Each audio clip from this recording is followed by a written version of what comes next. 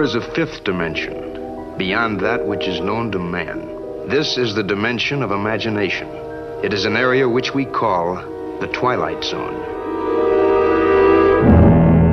Hello and welcome to a new episode of the Twilight Highlight Zone. My name is Ben Hanson and I'm hosting this one, and I'm joined by one Jeff Cork. Here I am. You know what this is?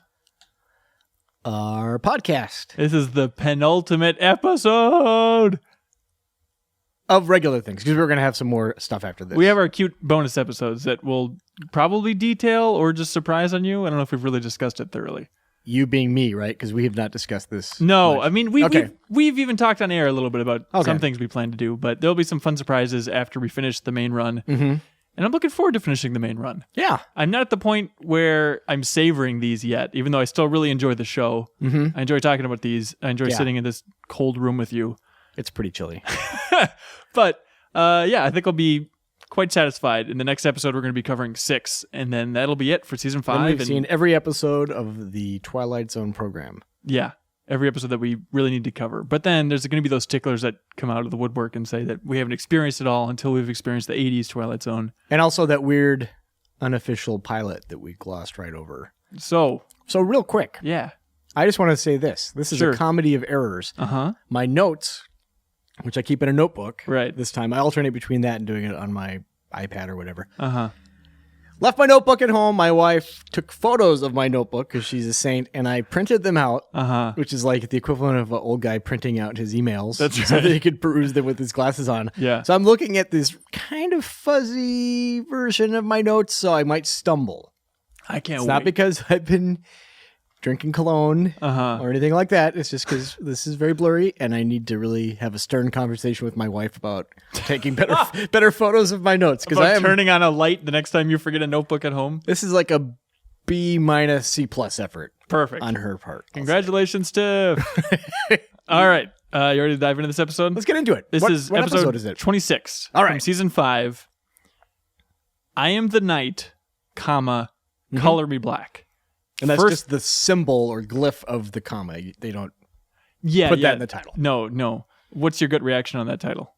I think it's a badass title. You like it? I immediately thought this, they skip right ahead to right past the lame 60s camp version of Batman. And this is just the version like Chris Nolan Batman. Right. I was sorely disappointed. Is very little to do with Batman. Very little. A little bit to do with justice, which I guess the Batman's all about. Yep. So this episode opens up. It has a really nice opening where it is the town sheriff, and he's waking up in a bed with his wife. The second, actually one of 2 in this block of episodes that opens with a guy waking up next to his wife. But he wakes up next to his wife, and he reveals that he's going to a man's execution today. And he's kind of befuddled because he's like, what time is it? Yeah. Because it's dark. Because it's still dark. The wife also makes a quick reference to like, why is it still dark outside anyway? And it's kind of cool because the wife has to make the breakfast that the accused man's going to eat. So she gets to prepare his final meal. And she's only in this beginning sequence as far as I can tell. I don't think that's her later on in the episode that's yelling like a maniac. But he just makes some joke about like, make sure to make some good eggs. All right, well, I'll see ya. So then he goes to a joke. So he goes to the police station. And at this point, the hanging is at 9:30. Right. And so in the morning, it's 7:30 in the morning when they're talking about how it's still dark. And so they're trying to figure out why it's dark. And he has some line where he just goes, I don't know why. I don't know why at all. Yeah. And it's interesting because there's this hanging, and you could tell the sheriff is totally not into this at all, and he thinks the whole spectacle is disgusting. He says like a reference to a bunch of cold-blooded gawkers getting their jollies off watching it. Yeah. And we should just set the scene here. Let's do that. Because I was still confused about like, they're still hanging in the 60s? What's going on? But I think this episode takes place in the 40s. Did you also get that impression just from the vehicles? Like at the end of the episode, there's a bunch of vehicles there, and I don't think they look very 60s. What are you talking about? Am I nuts? Weirdo, you're nuts. So they were still hanging people in the 60s? Yeah. Publicly? Yeah. Not just in private, like decent folk? They still hung people, if they're not still doing it within like a very recent time in either like Washington State or Utah. Really? Maybe Utah was firing squad, but yeah, you could get hung in Washington, I'm pretty sure. Wow. So. I had no idea. All right, forget this. This episode takes place in the 60s. That makes much You're more sense car to me buff, so I can understand how that stuck out Cars for and you. executions, Jeff Cork specialties. So this episode is revealed to be written by Serling, and it's up there with the most Serling-y episodes. Oh, yeah. The entire thing is incredibly overwritten and sappy. And so this sheriff then is in the police station with his deputy. And the deputy is It's a bit of a heel. Yeah, he's a bit of a heel. He is really delighting in the fact that he gets to watch this man die. And they are coming up on, like, it's much later. What time is it? Do you know? I think it's still around 7:30 at that time, because he goes right to the station, remember, and he's hanging out, and the newspaper publisher comes in. Yeah. And then they start talking, and the publisher's like, hey, is this guy innocent? And the sheriff's like, it's not up to me. Yeah. So they... And we kind of like learn over the course that the deputy, in addition to being a jerk, may have perjured himself a little bit. So can you explain exactly what was going on there? This whole, there's some details of this plot. Like the high level stuff is a pretty basic concept, but the details about this actual crime is confusing. It's something about how whoever the person that's being sentenced to hang killed attacked him first, and the deputy saw it? Is that what it was? The deputy claims that the person who's going to get hung just did it out of cold blood. Right. And perjured himself because he said that he saw it, I think, and then said that the guy was unarmed, I think, but they didn't check him for powder burns on his hands or something. Right, and the sheriff knows that there were powder burns on his hands, right, and he didn't bring say it anything. up. And the guy who was murdered is just a known racist, scumbag. But the reporter comes into the police station. They're all still trying to figure out what the hell's going on and why the sun isn't coming up today. But they're also strangely focused on their murder still. And then the deputy makes some reference to like, justice is still being served no matter what. The reporter says, justice is being served on the table with its tongue cut out just like any dead animal. Wow. Yeah, because he knows that this did not go down the way that they're pitching it. You're a great actor. Thanks. I do what I can. So at this point, it's a weird shift because you think that the sheriff is really going to be the protagonist of this episode, but it doesn't really shake out that way. Like he comes up again later, but it kind of shifts to focus on this reporter as he goes in. He's the publisher. I think he's like the publisher/reporter. Oh, is that what it is? Yeah. Okay. And so he goes in and talks with the guy who's going to be hung. Jagger. Yeah. The guy's name. Sure. Just about if he has any last requests. This guy is not fantastic. No, he's not a great guy either. You would think that if this guy is wrongfully accused, they would try and make him more sympathetic, but it doesn't really play out that way. He's pretty bitter towards the whole experience. He doesn't have any last words. He doesn't have a religion, doesn't want to see anybody, just wants to kind of get it over with. So then they go out to the hanging. Yep. At that point, it's 9:00 in the morning. And there's still no sign of the sun. And there's some fun debate about like whether or not we still should go through with this hanging, even though some crazy thing is going on. And they tried calling like Washington, D.C., and Washington, D.C. is like, no, it's really sunny here. I guess it's just an isolated incident. But no one brings up the idea of like getting in a car and driving to the edge of this weird blackout region. Yeah. It's like that one time Mr. Burns blocked out the sun. It's identical to that, actually. And then somebody shot him. Yeah. It's all very, very related. People are really into this hanging, by the way. They really want it to happen. Yeah, there's a small group of vicious people standing out by their cars, which are clearly from the 60s, all just screaming about how they want this hanging to go down and they want justice to be delivered. And so the crappy deputy, right, he looks over at the rope and he says, like, that ought to tend to him. And then the sheriff, who's getting more and more morose over the course of the episode, has some line where he says, but who is going to tend to us? Who or what is going to tend to us? Just really bringing it home in the hammiest way. Yeah. And so the deputy is being a real heel this entire time, and the reporter guy tries talking to the black reverend, just asking like, hey, do you think there's a theological explanation for what's going on here in the sky? And no, he says no, he can't come up with anything. He's just going to keep his mouth shut. Yeah. As this guy is being brought up to the gallows, the reverend declines to really say anything. Do you understand then what the Reverend knew? The situation that happened is the guy who's getting hung got into an altercation with the racist dude, because the racist dude just beat the crap out of some black guy. Okay. And confronted him, and then there was a bit of a scuffle, and the racist guy shot or attacked the other guy. The other guy responded and killed the guy. Yeah. He says, "Don't return the hate." Oh, that's all he says to him as he's walking Yeah, because he tells the guy, you know what I mean? You have all this hate in you and all this anger. Right, Don't give it back. Right. And so he screams at the crowd a little bit, just saying like, yeah, and this dumb close-up of his face. He gets hung. Oh, big, yeah. He's dead and gone. By the creakiest rope of all time. Correct.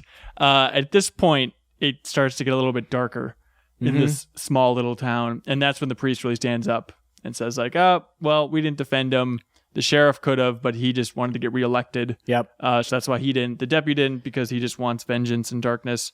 It's all hate, and it's all this blackness, and it's spreading out around this country and around this town. Which is an interesting speech to give one of the few black people in Twilight Zone, the speech about how blackness is. Well, it's an interesting hypothesis, considering he didn't offer anything up before the hanging. Right. But whatever. Seeing a guy get hung apparently triggers you into being a little bit guilty about the whole thing. Yeah. The deputy says, or the sheriff rather says, or the deputy says, it's going to be okay. Publisher's like, I'm not sure. Right. And then they start getting news reports about how it's getting dark around the Berlin Wall and Dallas, Texas. In Budapest. Yep, political prisons. Birmingham, Alabama, North Vietnam. All of North Vietnam is just completely... Shanghai, parts of Chicago. That's right. And Rod Serling explains that the sickness known as hate, don't look for it in the Twilight Zone, look for it in a mirror.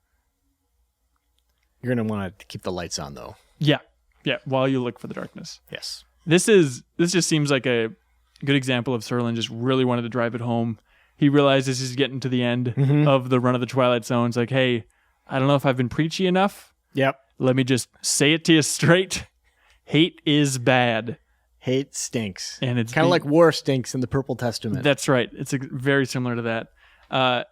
It's an interesting idea, just the sun not coming up in this one isolated region just because the town is so filled with hate. I don't know. I don't think it pays off beyond that. No. It's again, I think like this is kind of, I think you could sum up a lot of the Twilight Zone. I'm finding out is you got a really great premise. Ta-da! Yeah. I think it was a bold episode. It was quiet. Yeah. So that's what bumped it up from a 5 for me, but I ended up giving it a 6. Yeah, as did I. Okay. Yeah, we're 6 buddies. Good. Glad we're on the same page. All right. Moving on to sounds and silences. Please. Okay, this is going to be a quick one. Yeah.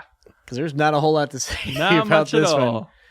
So we start off with he's a guy on a ship, and he's just walking around, ship stuff. But then you realize, no, it's not. It's this guy's office that he's decorated like a ship, and it's like a sound effects record that makes it sound like a ship. This is Roswell G. Flemington. Also known as Rush Limbaugh, I believe. Exactly. Yeah, it's completely him. And at this time in his life, he owned a model ship company. Business is booming. He's the boss. He's also a tremendous jerk, telling everyone keep an even keel, go full steam ahead, all this other nautical stuff. He's really, really into boats. And screaming at his small staff. Yeah, exactly. No one, like all of his employees are kind of simultaneously afraid of him, but they think it is a joke. And they make fun of him behind his back quite a bit just for all the dumb naval terminology that he constantly keeps spewing at him about, gotta clean up the poop deck, yada, yada, yada. Someone even throws a dart at his portrait. And then wishes that a kamikaze had hit him. There's so many kamikazes flying in everything during the war. Why didn't one hit this jackass? Exactly. So he goes back into his office and puts on just some marching band music, super loud. You're like, this guy's just the worst. So... And now his office starts jumping and driving. There's this effect where like a couple of key things in the office will shake to the sounds of the super loud record. Yeah. So like the cupboards and the plants and maybe a model ship or two in the background. Yeah. So he goes home and he's walking around his house and he's listening to, this guy's kind of weird. He's listening to explosions on his hi-fi setup. Right. And the phone rings. Battleship Missouri bombing Okinawa. I was going to get to that. It's very sweet. It's a limited recording of this. There's only 100 of them pressed to the USS Missouri bombarding the Okinawa, and you can hear all these explosions, and his wife is just like, nope, and breaks the record, and she says she's had it. And she takes his phrase where he always says it's in a matter of speaking and uses it against him. She's like, in a matter of speaking, I guess I've had it up to here with you. Yeah. And then he blames it on his mom, saying, well, when I was growing up, my mom made me take my shoes off when I went inside. I had to tiptoe around everywhere, and I could only eat brownies. She wouldn't give us cookies because cookies would crunch. And she'd say, run upstairs and eat your brownie. So apparently this has really stuck with him. He's way too old to be worrying about what happened when he was a child. Your childhood doesn't have a lasting impression on you at all. Absolutely not. That's one thing psychology has taught us. You should get over that. So she says, oh God, I had to eat brownies as a child. Yeah. What was me? What's like you got a lot of brownies. So she says, good riddance.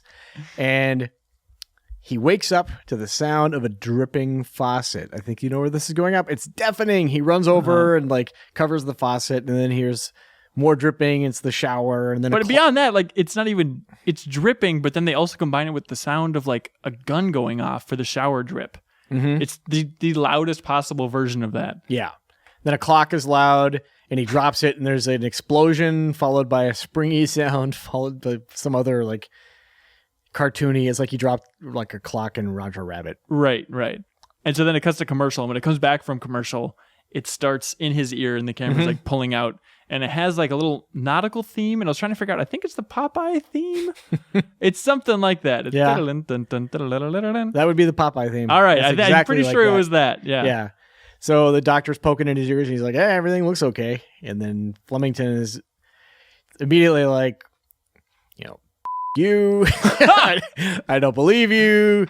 And then the doctor's like, "Oh, how about this? I recommend you see a psychiatrist." And he goes to leave, Flemington does, and then he hears all this terrible snapping sound, and he looks, and the doctor has wasted no time in trimming his fingernails. So this is the confusing part. What is distinct? What makes the super loud sounds and what doesn't? Because the doctor speaking is totally fine.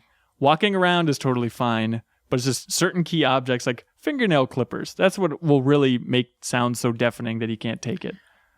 Well, actually, I thought about this, and I think the answer is, this is just a super dumb episode. I think that's what's going on. There's not a whole lot of internal logic at work here. It's whatever they could use stock sound effects for and all that stuff. So he's at home, and it's super loud outside of his window. Then he hears squeaky shoes from one of his employees, and then the typewriter is really loud, and then the door slams, which is not a big deal. But I like that, when he goes back to work, one of his employees who's been there for 10 years is a little bit worried about him. Everyone's just kind of joking around oh, what's wrong with the boss? But then one guy is like, I've been here for 10 years, and he's never been this concerned about anything. He's never been late either, yeah. He's never seen him frightened before, yeah. Squeaky shoes will do that. And then he goes to the psychiatrist and talks about mom, and then running around, and everything is fine. Yeah. He's running around, he's making noise, and everything is, like I said, everything's fine. So he goes home, and he's super happy, and he goes to put on a record, and his wife is there because she's just picking up some of her jewelry. Well, the psychologist or psychiatrist tells him all about the mind over matter. Which he tells her then after she says, I'm coming to get my jewelry. He's like, I've got mind over matter. I can just shut you out at will. And she starts talking, but it's super muffled. Right. And it's basically the best thing ever because he does not like her all of a sudden. And it works, kind of. She leaves, and he puts on the record, and there's nothing. Right. No sound. But the cool part is that all of the things in his room are still moving around. Mm-hmm. So we know that there should be sound because it set up that nice visual cue later on, or earlier on. So then he gives up eventually, and he starts screaming, but all he can hear is himself. And he's picking up faces and throwing them, and he can't hear that. He can only hear himself. This is really just a sound designer's dream episode to be oh my God, they're only going to pay attention to me. I'm the star of this show. And then he goes to a sanitarium. And Serling says that he's telling everybody to speak up because they're being too quiet. So there you go. And it's poetic justice, as Serling explains, I think is what's going on in this episode. Yeah. He was too loud, and he was a jerk, and so then he couldn't hear anything. So basically, he just became deaf. I think that's basically what's happening here. It's not great. It's not great. And looking at my score, I think I was a little bit too kind to it. Yeah. This was another Richard Donner episode. Yes. I noticed that in the beginning. Probably his weakest of the Twilight Zone that I've seen so far that I can remember him being attached to. It's no For Magnets with Love. I'll tell you that much. I like the idea that it's so simple. In some ways, it's kind of like The Masks to me, where it's like they're kind of running out of complex stories for the Twilight Zone. So it's like, well, let's just boil it down to the most simplistic thing. In The Masks, it's just simple vengeance, which was a much better episode than this. Then in this one, it's just a guy dealing with sound. So I have a question. Yeah. The guy dealing with sound, he could have done that in any work environment. He could have worked in a factory. Why the boat angle? Because can you imagine how much that, like, the place is packed. It's right. like a Red Lobster, but even more so. Like, everything has like wheels and paddles and all kinds of memorabilia all over it. Well, why did they go with that, do you think? Maybe, I don't know. Maybe in the story of the show, there was some... Well, I mean, I guess with the kamikaze comment, maybe they hinted at it. Maybe he was on a battleship in the war, and then he fell in love with the sounds of warfare there, and this is all some like PTSD scenario. Listening to that sound effects record of... Also, that's a booming industry. You can go on iTunes and just find all that audio right now. Oh, yeah. I love it. I love it when he's leafing through the albums, because like, I want to know every single one. He's got a train coming. Train going. Train going. It's a two-parter. He has 3 albums dedicated to the living man. Mm-hmm. And a thunderclap. That's just a single thunderclap on Slowed down. Yep. The 24-hour thunderclap. So I ended up giving this one, I'm going to go with a 5. Yeah, I gave this one a 3. Okay. All right. I'm not going to hold that against you, dude. That's good. Because my response is this. He's quietly mouthing everybody as if he's not saying anything. It's a visual gag for the podcast. Ta-da! All right. Next episode is The Dummy. It is The Dummy and another role. Here we go. He's like a Burgess Meredith of props. It's true. I mean, this episode made me think that it's amazing that they didn't have one sequel episode in all of the Twilight Zone. This is the closest that we've come to just being a direct sequel to a previous episode, right? It is the closest we've come. You're correct. Because this episode is called Caeser and Me. Yes. And it has the exact doll from The Dummy. Yes. And in the beginning, this guy's name is Caesar, this dummy. But in the beginning, the original dummy, not the one that is at the end of The Dummy. Right, not the one that's at the end. But that's the thing. Is there any way in our unified theory we can connect these two?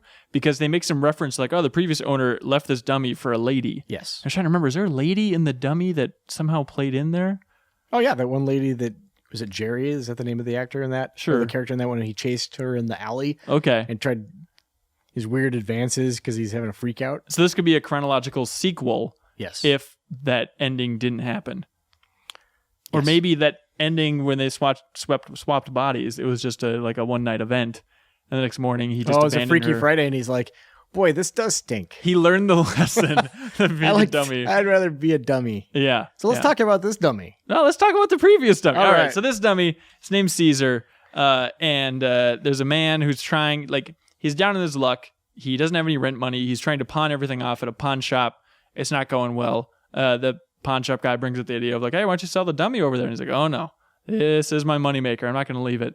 So he goes back to where he lives. This guy's name is Jonathan. Sure, old Johnny. He goes back to where he lives, and there is just the worst little girl living next to him. A little kid named Susan who immediately fires a blow dart at him. Yeah, a poison blow dart. And then she makes some reference oh, it's okay, it's not real, when her aunt tries to call her on it. Yeah. I'm sure she killed her parents. That's why she's living with her aunt in this stupid apartment building. So she's a real little monster. And so he goes into his little bedroom, and then Caesar starts talking to him because he's behind on his rent, and he's hoping that Susan's aunt will forgive him and just wait a little bit longer. That whole scenario, right? And Caesar's like, we're finished. Yeah, and also Caesar sounds a lot like Mel Blanc. I looked it up though, and I didn't see any record that it actually is. So yeah, Caesar is alive, apparently, and tries to convince him that he should rob stores. Yes. And that if he just gets into the great career of robbing, this will all turn around for him. I don't know why Caesar is suddenly an expert in this and how he let it. Is this finally his breaking point where he's like, yeah, he's not, Johnny isn't really shocked that Caesar's talking. So I think this has been a thing that's been going on for a little while. He's been trying to get other jobs. There's a scene where he's like pitching his comedy to like these show runners. And here's the joke. So there's a man outside with a wooden leg named Smith. And then the dummy says, what's the name of his other leg? Not bad. Yep. And then he goes back home and Susan continues to harass him about... She just lets herself right in. Yeah. And she's like, do it. do your stuff. Yeah. Yeah. And he can throw his voice without moving his lips and all that nonsense. It's impressive. Yes. But I can't imagine that it's real in the production of this episode. I'm going to go out on a limb. And so, yeah, she constantly is singing songs about like, Johnny can't find a job. Johnny can't find a job, yada, yada, yada. And this guy kind of looks like a wrinkly, younger Fred Willard. So Caesar, the dummy, eventually convinces him to rob, of all places, a delicatessen. Well, real quick though, this one scene is such a non-starter too. Please. Is that before that he's like, okay, we're gonna go to a job agency, and he's talking to the guy who's going through a file cabinet looking for like things that he's like, and he's just like qualified to do. He's like, what kind of jobs have you had? He's only work experience. He doesn't have a work permit to work in the U.S. because he's from Ireland. Sure. Although he had an apprenticeship for a puppet maker back in Ireland. There we go. And at that point, the guy just probably wanted to slam the filing cabinet on his own head. It's like, you're just wasting everybody's time, man. And so this little Susan girl too, all that we see of her is just being super violent. Like she has like a fake machine gun at a certain point. She's like firing at his back. So I was really hoping that this episode was building to like this great confrontation between Susan and Caesar. I'll kick her right through a window like the Twilight Zone does best. Yeah. It's like those are like the two stars of this episode. One's super violent and the other's super aggressive. It's like this is going down, man. But I'm gonna let you know right now that it does not go down, really. And so also fun note, that Susan girl, she went on to be in Dallas. And then late in her life, she had a little cameo in Sabrina the Teenage Witch. All right, those are some facts. All right, so anyway. He robs a delicatessen, and it goes okay. He comes back, and he's talking to Caesar about what he just did, and Susan listens to the door, and she knows exactly what's going on. She then sees in the newspaper that somebody robbed the delicatessen. Or is this the club later? I think that's the club later. Yeah, club is later. Okay, so basically... like, we're going to do one last job. Yeah, Caesar's trying to convince him, this is going to be the really big shoe.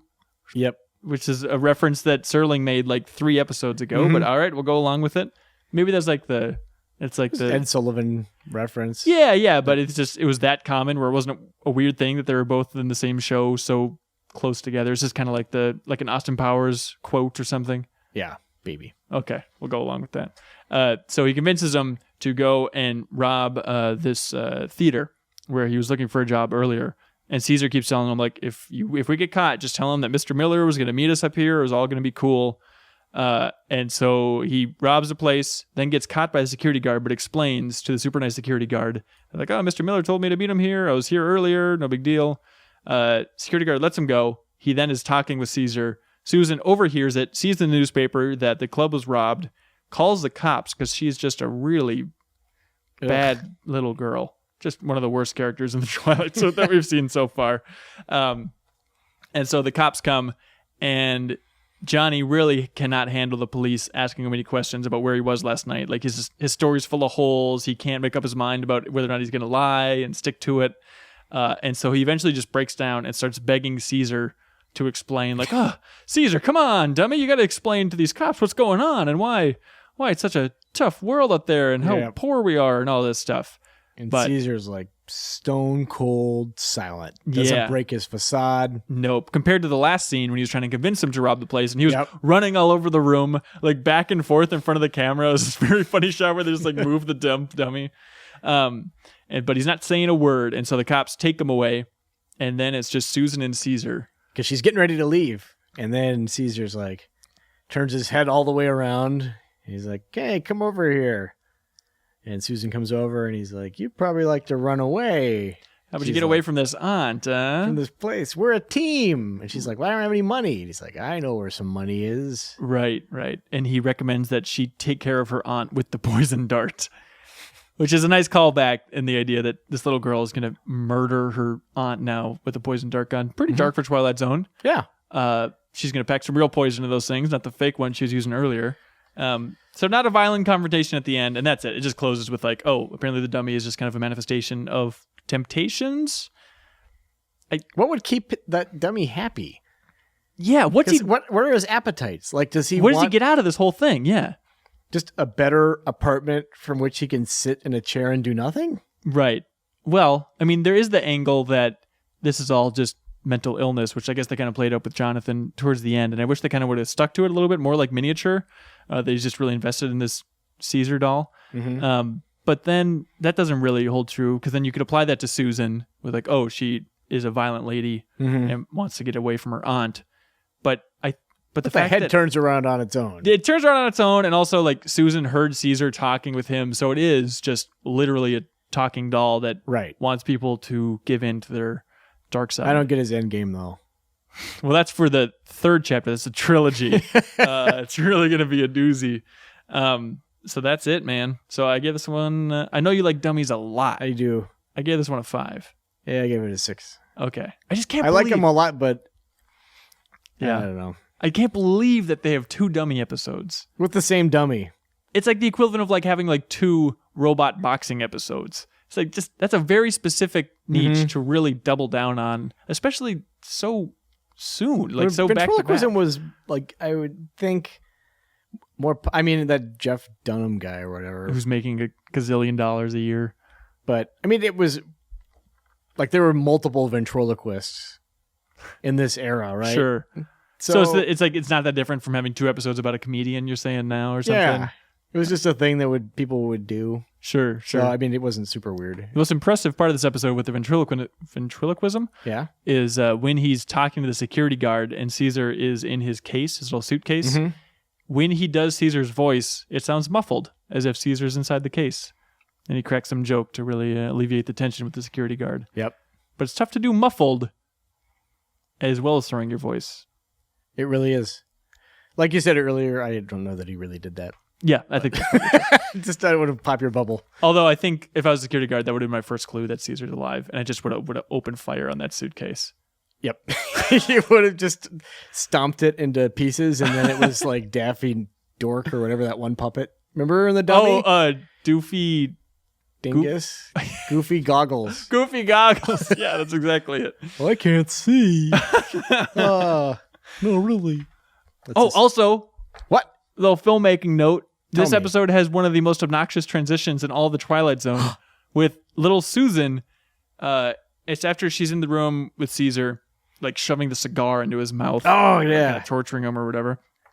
And then like it does this weird, basically like a shutter, except it's horizontal. It's like this weird George Lucas swipe where then it goes to her eating breakfast the next morning. But it's the only time it's ever used in all of the Twilight Zone, and only used once in this episode. I don't know what the hell was going on. Yeah.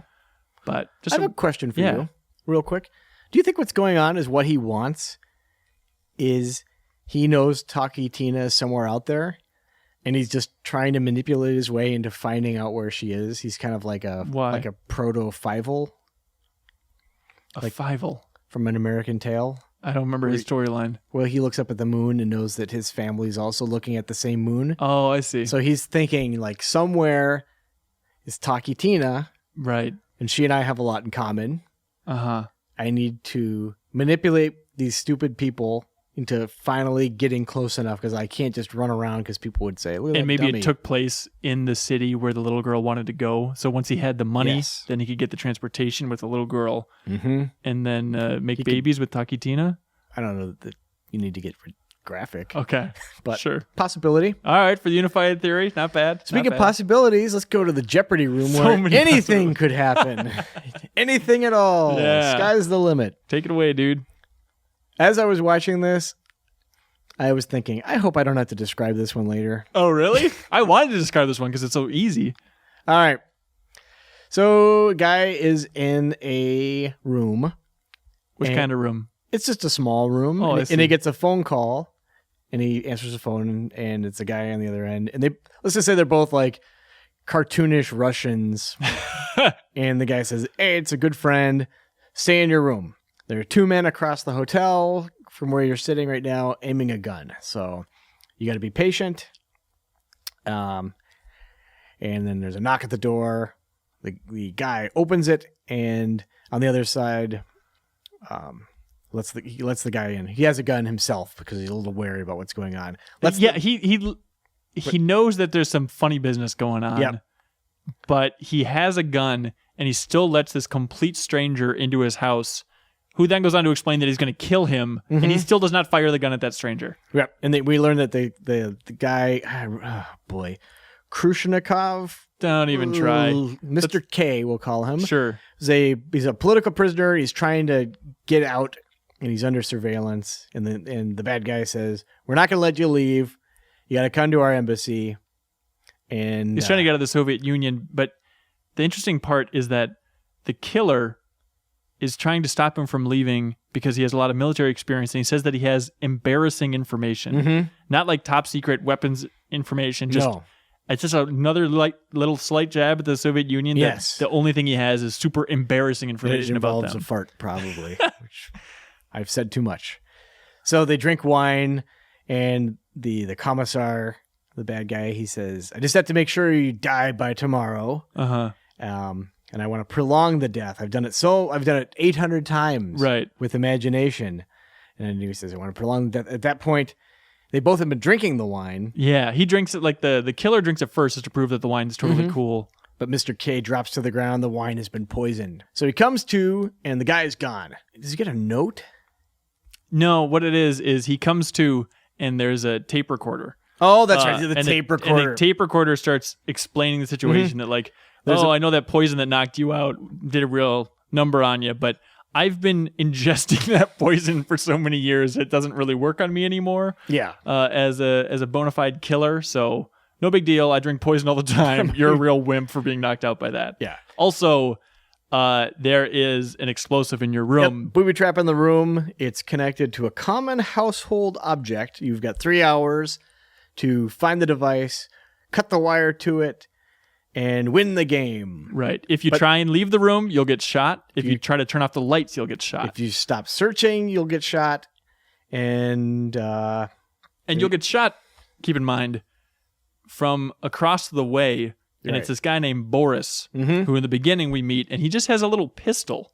And it does this great shot too, where it like pulls between the 2 rooms, where the one Russian guy that's being hunted has to like stay still. And then the camera like pulls out to make it seem like it's a super long way away. And then it's Boris and the killer sitting across, but like just the most visible people. Yep. And Boris has binoculars and a little pistol ready to kill. And now the killer's leaning back against the wall, theoretically because it's too far away and he can't see, even though really it just seems like it's like 30 feet. But Boris is just describing to him what their victim is doing. Yeah. And then the guy starts looking around the room, and in my opinion, they kind of blow it by telling you almost immediately what it is. That it's a bomb? Where it is, though. Oh, the guy's looking around, and there's like a hot and cold situation where like, Boris is explaining where he is, and he's like, "Oh, he'll never find it. He'll never find it." And before people like you're watching, before you even have a chance to guess where it is, the guy's like, it's the phone. Okay, here's the deal.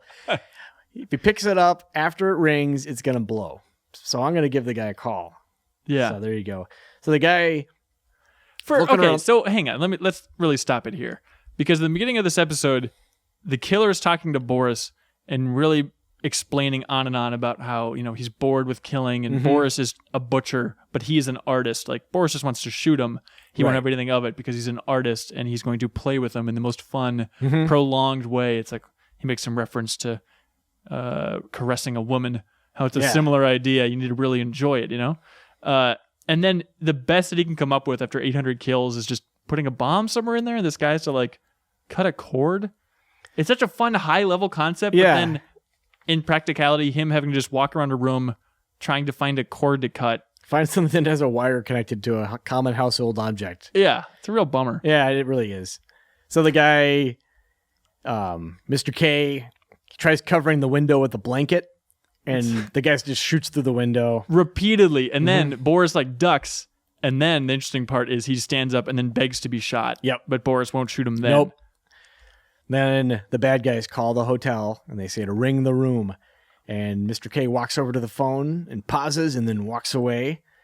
And then he runs out the door. And then you see like the bullets do the little machine gun style ding, ding, ding, ding, ding, ding, ding on the wall. Also, of course he's going to run out the door. These people are shooting a pistol from across an alley. Yeah. Like, it is the easiest thing. And even earlier in the episode, he was like searching the doorknob to find out if that was the common household object. It would be the easiest thing in the world to pretend that you're searching the doorknob and then just quickly run out. Gotta search the other side real quick. It's either that or you're going to get blown up and you know it's going to happen. He told you he was going to kill you. Yeah. So he makes a break for it, and lo and behold, it's super easy to run out a door. Yeah.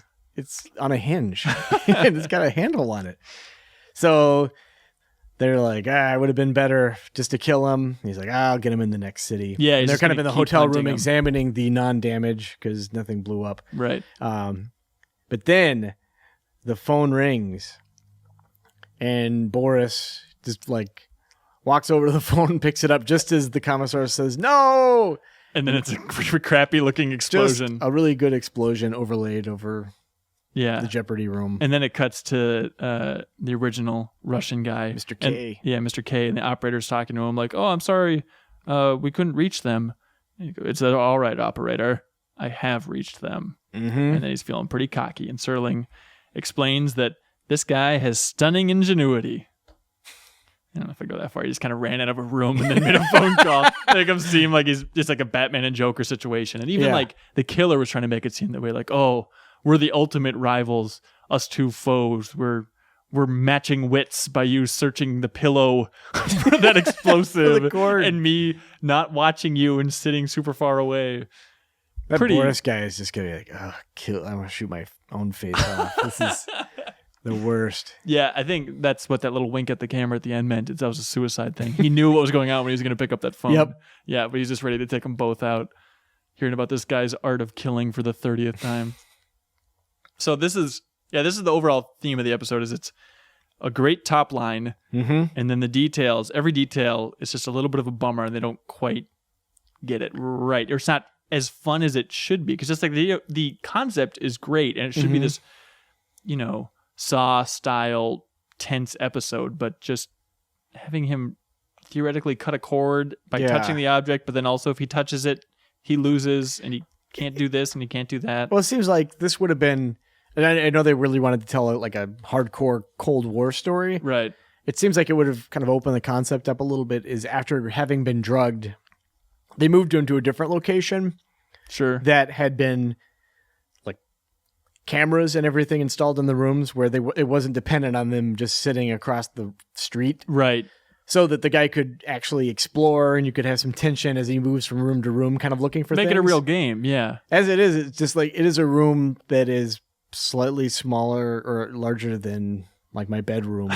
And if you told me that I had to look for something for 3 hours, I would totally stand there with my arms outstretched saying, shoot me, because I've looked at everything. Yeah. Pretty quickly. I mean, I'm sure it was a very cheap episode to produce, and this late in the run, I know they were coming in over budget, and that's why they went for that Owl Creek weird side project and whatnot. So going to another room costs money. This was and blowing it up too. Oh, so much money. This is close to Nervous Man in a $4 room for expense, Yeah. I guess there's like the special effects of shooting out the window and stuff like that, but it's a pretty cheap episode with just 2 rooms and people scurrying about them. You know what would have been better? What's that? Is if they pulled back and Boris was the dummy. Oh, God. So good. Yeah. I give this one a 6. Hey, 6 buddies again. Old 6 buddies. Good old 6 buddies. All right, here we go. This one's called Stopover in a Quiet Town and Hulu Notes, a.k.a. Strangers in Town. Opens up, and it is a couple, younger couple, in bed. The husband is immediately hungover. He gets out of bed and notices that he's wearing like a full suit, pretty fancy get up. Yes. And he's just kind of like, oh God, where was I last night? What's going on? The wife gets out of bed. She seems a little more horrified immediately. Like she's looking down at her legs like, I'm still in my clothes. And you can see the realization on her face that something is up here. Which is good because we still have more than 20 minutes in the episode That's at this true. point. That's true.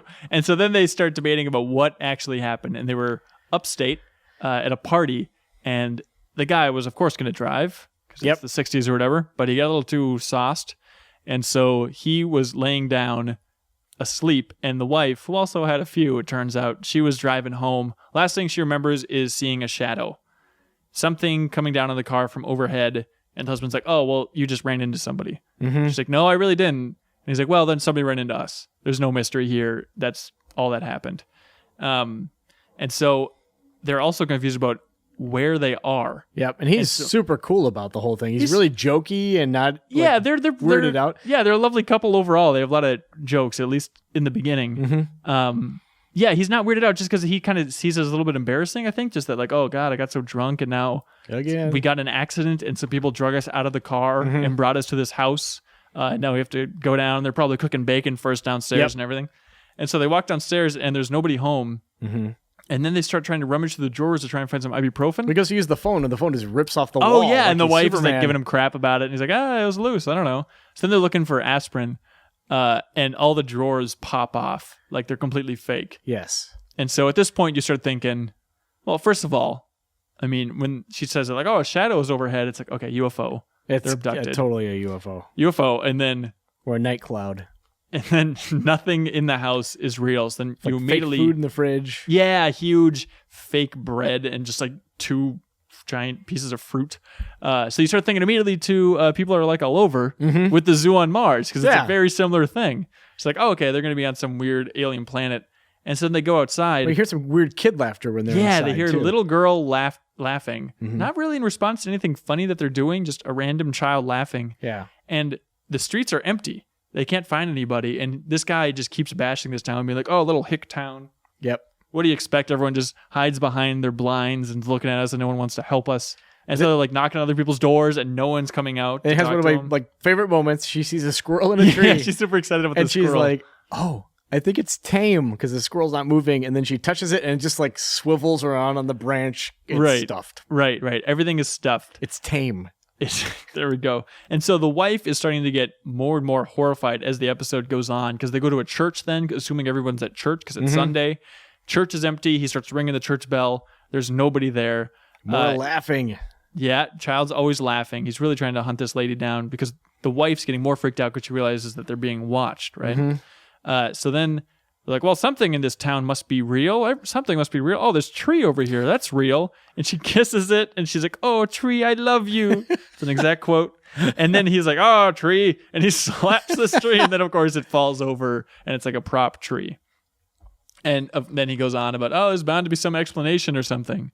And then the coolest part of the episode happens where they're just sitting around trying to figure out what's going on in this model replica town. And then the grass next to them in this circular shape just bursts into flames. Yes. It's so cool. And so like they don't have time to question it. And they just try and put it out with their feet. They put it out, realize that the ground is all paper mache. Also, should we get into it right now? Because I love that they never really address what the hell happened here. Well, let's just keep going. All right. So anyways, they're confused about why the ground burst into flames. And so then they run and they see a guy in a car. And so then they run up to him and he's like, oh, God, you're the first person I've seen all day. It's so good to see you. And then, of course, it's a mannequin in the car. Very similar to the very first episode of Twilight Zone. Where is everybody? Yeah. Also, it's funny that like it's this huge town and there's one mannequin. Whoever is decorating this town is just super cheap. One squirrel, one mannequin. Yeah. And so then he pushes the mannequin out of the car and then he gets in. He's like, well, let's drive the hell out of here. The keys are in there. Keys are in there. This is another one of my favorite parts is he starts turning the keys. Zero sound, like nothing. But he's sitting there going, come on, baby. Come on. Like the engine's like revving or like getting close to throwing. And it is not. It is just like a prop vehicle, but he is convinced that he can start this thing. And then he goes out and checks the engine, and of course there's nothing there. Under the hood, he lifts it up and you can just see the ground. Yeah, just nothing. And so then they start discussing whether or not this is hell, and they die. They're like, maybe we did get in an accident, and this is our version of hell. This is the part, actually. You kind of skipped ahead because I think it's a little more effective, because what happens is this is when she starts talking about the specifics of the crash. Oh, sure. Talking about there was something, I saw a shadow overhead before the crash. Uh-huh. So then they're like, are we dead? And they hear a train whistle. And then he says, well, hang on a second. He has, you ever heard of a railroad in hell? And then they run over to this train. Also, I'm really curious what triggered that train whistle, but it's not important. They climb into the train. They're super happy. He's joking about how his boss is going to give him crap for being late to work or whatever. And then they have like a cute moment where they're making fun of his boss together because they're so excited to be leaving the Centerville, which is the sign outside the train. Train takes off. They keep blabbering away. Train stops at the next stop. They look outside and it's still Centerville.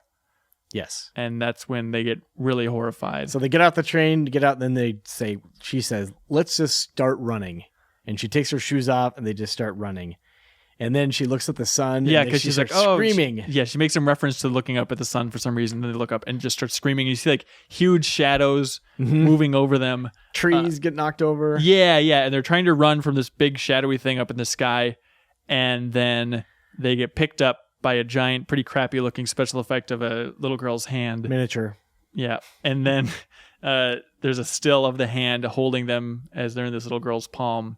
And then it pulls out, and it's a little girl looking at Centerville, which is the name of the town, and it's a tiny set. Yes. And then the giant's mom explains, "Oh, be careful with your pets, dear. Your father brought them all the way from Earth." And then Serling explains, "The moral is clear: don't drink and drive." That's that part made me laugh so hard. It was the best. Really is great. This episode Don't drink and drive. I got nothing else. It's a completely appropriate, that's completely true. You made a good point. Drive. Yeah, also don't be Hitler. Yeah, don't judge people by the color of their skin. Okay. We need to put some moral capper on this baby. This episode just feels like a weird greatest hits. Yeah. It's like the perfect fusion of so many episodes. It's like a little bit of Little People, a little bit of People Are Like All Over, a little bit of Where Is Everybody? It's usually I would be like, come on, guys. But I think the way that this is one where all the little interlocking pieces fit together really nicely. If it had just been one dude by himself, I think it would have been too much. But the couple had a really nice dynamic. Yeah, they had some really great performances. And I could tell this is what you wanted to talk about before. And I wanted to just plow ahead, but the part where the paper mache catches on fire was cool. It's like a magnifying glass. Yeah, just the idea that this little girl probably had a magnifying glass and she's trying to burn these people alive. But you don't see a magnifying glass at the end. No. Unless it's super small and I missed it. Just sitting on her table or something. Yeah, and then the whistle happened because she probably just had a train set. Could be, yeah. And the track just went directly around the town. Exactly, yeah. And whatnot. I am a sucker for any story where people have to question whether or not they're dead. And that this is their bizarre version of hell where there's just stuffed squirrels and fake loaves in a fridge. And maybe it's just because I watched Beetlejuice so much as a kid, but I just love people not knowing that they're dead and trying to discuss their way through it. Something that I like that a lot. Something that bums me out though is when they don't get scale right. Like that little loaf of bread, when she has the things in the palm of her hand. I know this is such a nitpicky, stupid thing, but it always bums me out. They had them in the palm of her hand, and they would have been how tall would you say? An inch tall, right? Yeah. So how tall would that little stuffed squirrel would be? It would be how can they get the details so correct? Because it was a good-looking stuffed squirrel. It's alien giant technology, man. That's true. They did go all the way to Earth. Yeah. I guess this episode also has a lot from, what's the cemetery planet? Elegy? Elegy, yeah. It feels a lot like Elegy at the same time, too. Just so many greats wrapped together, but it didn't bother me too much. You know what, Ben Hanson? I want to say this. This is exactly what I wanted to have happen at the end of the watching all the Twilight Zones, where we could just refer to previous episodes by their name just by thinking about them. We can forget the title of previous episodes. Is that what you wanted to have happen? But being able to remember them. I think I think you did a good job. Tiny People, for instance. I couldn't remember the name of that one, but... Yeah. I think it's Little People. But Little people. who's keeping track? I remember that. So I ended up giving this one a 7.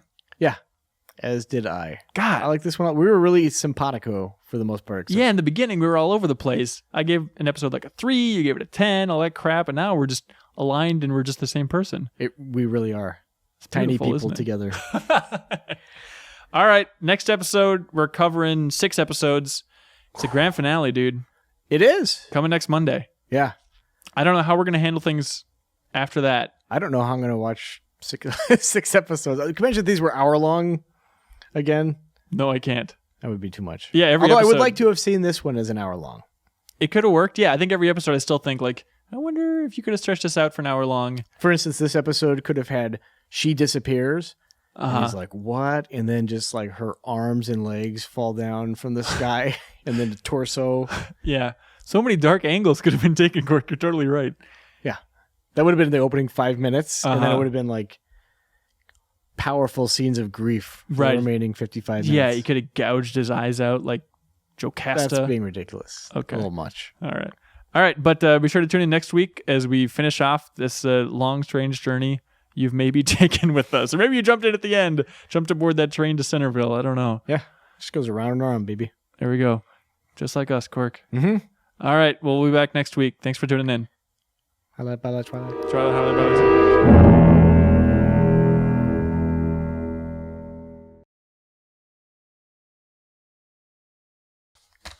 What would we do, Jeff Cork?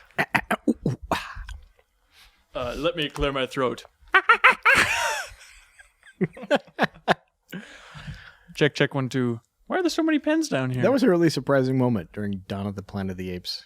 when Caesar gathered his people and said, "Let me clear my ape throat."